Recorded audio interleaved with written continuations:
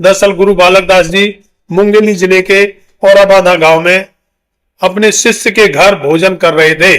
वे निहत्थे थे तो उसी समय सैकड़ों ठाकुर सामंत जातिवादी ताकतों ने उनके ऊपर अचानक हमला कर दिया। यह उन जातिवादियों का पूर्व नियोजित षड्यंत्र था। उनके दो प्रमुख अंगरक्षक सरहा और जोधाई भी उस हमले में शहीद हो गए। गुरुजी घायल अवस्था में वहां से जैसे तैसे कोसा पहुंचे और वहीं उन्होंने प्राण त्याग दिए। षड्यंत्र का कारण मुख्य रूप से आंदोलन का ब्राह्मणवादी विरोध था। दरअसल सतनामी आंदोलन ने छुआछूत, मूर्ति पूजा, वर्ण व्यवस्था को सीधा चुनौती दी थी। लाखों लोग, खासकर दलित पिछड़े, सतनामी बन रहे थे, जिससे पुरानी व्यवस्था को खतरा पैदा हो रहा था। साथियों नमस्कार, रियल न्यूज चैनल में आपका हार्दिक स्वागत है। दोस्तों, 19वीं सदी के शुरुआती वर्षों में जब छत्तीसगढ़ के जंगलों में शूद्रों की जिंदगी में चारों ओर अंधेरा छाया हुआ था, जात पात का जहर, छुआछूत का अभिशाप और ब्राह्मणवाद की दमनकारी व्यवस्था, उस समय एक साधारण चमार परिवार के हरवाए ने सत्य की ज्योति जलाई।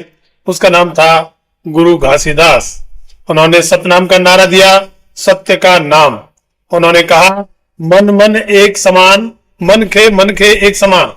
लाखों दलितों शोषितों को नई पहचान दी, नया गौरव दिया। आज हम बात करेंगे गुरु घासीदास जी की जीवनी, सतनामी आंदोलन की क्रांति, उनके सिद्धांतों और विरासत की, जो आज भी छत्तीसगढ़ और पूरे भारत को प्रेरित करती है। यह कहानी है सत्य की जीत की, समानता की लड़ाई की। अगर आपको सामाजिक न्याय, आध्यात्मिक क्रांति और छत्तीसगढ़ की गौरव गाथा पसंद है तो वीडियो को अंत तक जरूर देखें। लाइक और सब्सक्राइब करना ना भूलें। चलिए शुरू करते हैं। सतनाम 18 दिसंबर 1756 को छत्तीसगढ़ के बलौदाबाजार जिले के गिरौदपुरी यानी गिरौद गांव एक गरीब चमार परिवार, पिता महंगूदास, माता अमरोतिन घासीदास जी का जन्म हुआ। उस समय छत्तीसगढ़ मराठा शासन के अधीन था। गांव में जातिवाद चरम पर था। चमार समुदाय जो परंपरागत रूप से चमड़े का काम करते थे, हालांकि कई खेती भी करते थे, ऊंची जातियों द्वारा अछूत माने जाते थे। वे गांव के बाहर रहते थे, मंदिरों में प्रवेश नहीं कर सकते थे। उनके लिए पानी के घाट अलग होते थे और उनके भोजन की थाली अलग होती थी, यानी कि वे समाज में मिलकर नहीं रह सकते थे। घासीदास जी बचपन से ही इन अन्यायों को देखते थे। वे खुद हरवाए यानी खेत मजदूर के रूप में काम करते थे, लेकिन उनके मन में सवाल उठते थे कि क्या ईश्वर ने इंसान को जन्म से ही नीच या ऊंचा बनाया है। एक बार वे जगन्नाथपुरी की यात्रा पर निकले। रास्ते में सरंगढ़ के जंगलों में उन्हें सतनाम का ज्ञान प्राप्त हुआ। कुछ कथाओं में कहा जाता है कि उन्होंने मूर्ति पूजा छोड़ दी और सत्य की तलाश में वापस लौट आए। उन्होंने गिरौदपुरी के छाता पहाड़ पर तपस्या की। सोना खान के घने जंगलों में महीनों ध्यान किया।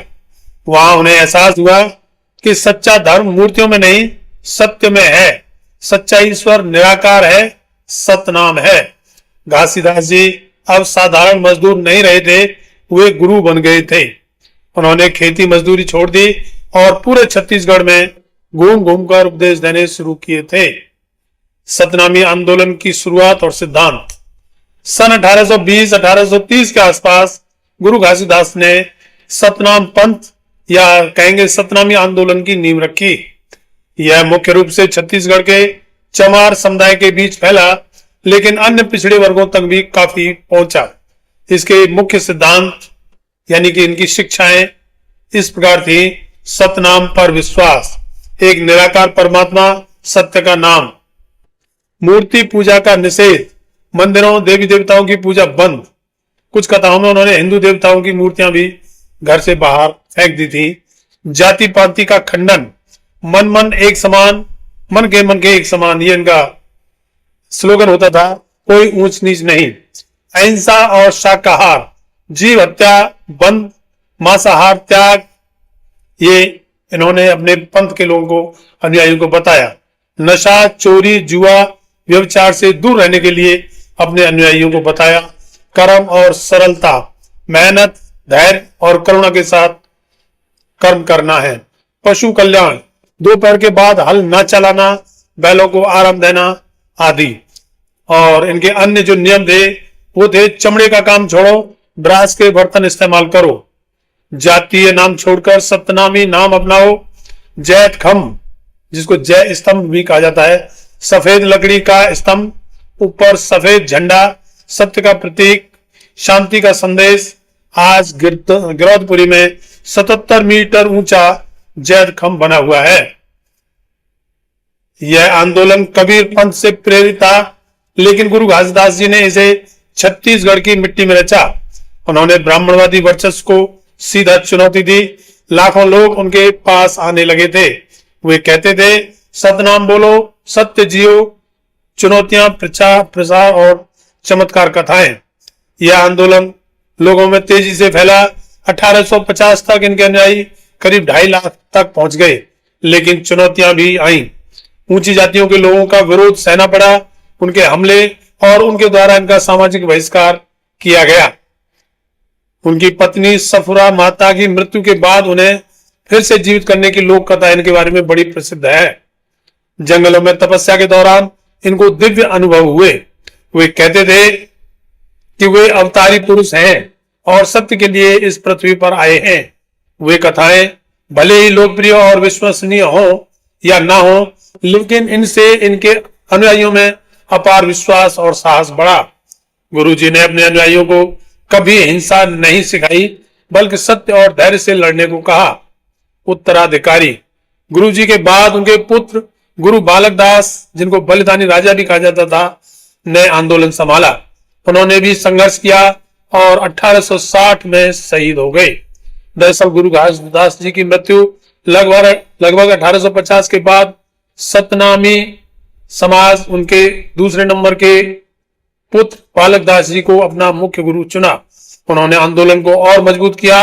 उन्होंने सतनाम सेना बनाई, आत्मरक्षा के लिए अखाड़े शुरू किए, प्रशिक्षित योद्धा तैयार किए, रावटी प्रथा शुरू की, गांव-गांव में सत्संग और प्रचार के लिए।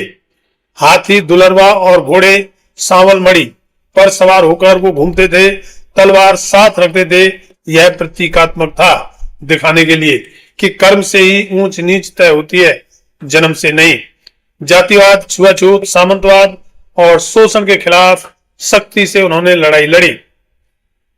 मालिक मकबूजा कानून 1859 के समय भूमि अधिकारों की उन्होंने लड़ाई लड़ी।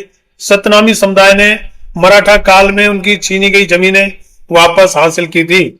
इससे ऊंची जातियों और नए ब्रिटिश कानून वाले सिस्टम को खतरा महसूस हुआ। उन्हें समुदाय का राजा माना जाने लगा था, क्योंकि वे विवादों का फैसला खुद करते थे, समुदाय की एकता बनाए रखते और लोगों के हितों की रक्षा करते थे। शहादत की घटना, तारीख 28 मार्च 1860, कुछ स्रोतों में इसको 17 मार्च भी बताते हैं। दरअसल गुरु बालक दास जी मुंगेली जिले के औराबादा गांव में अपने शिष्य के घर भोजन कर रहे थे। वे निहत्थे थे, तो उसी समय सैकड़ों ठाकुर सामंत जातिवादी ताकतों ने उनके ऊपर अचानक हमला कर दिया। यह उन जातिवादियों का पूर्व नियोजित षड्यंत्र था। उनके 2 प्रमुख अंगरक्षक सरहा और जोधाई भी उस हमले में शहीद हो गए।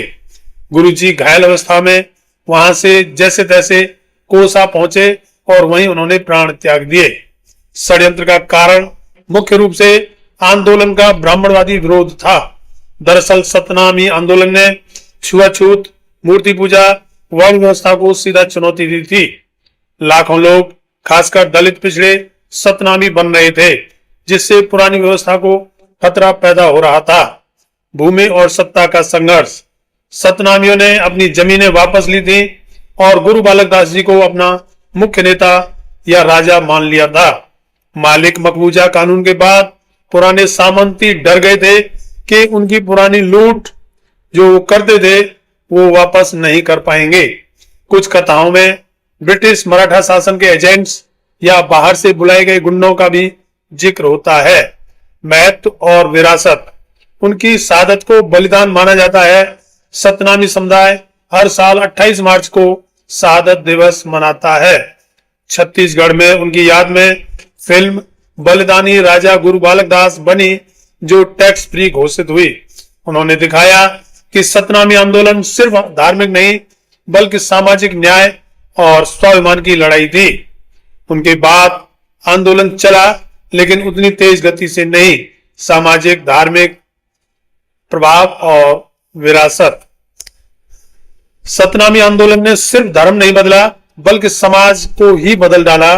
दलितों में आत्मसम्मान जगाया, शिक्षा, आर्थिक उन्नति की राह दिखाई। उनकी विरासत। गिरौदपुरी धाम तीर्थ स्थल और वहां पर स्थित जैद खम्भ जो 77 मीटर ऊंचा है, ये उनकी विरासत में माना जाता है। गुरु घासीदास नेशनल पार्क, गुरु घासीदास विश्वविद्यालय बिलासपुर।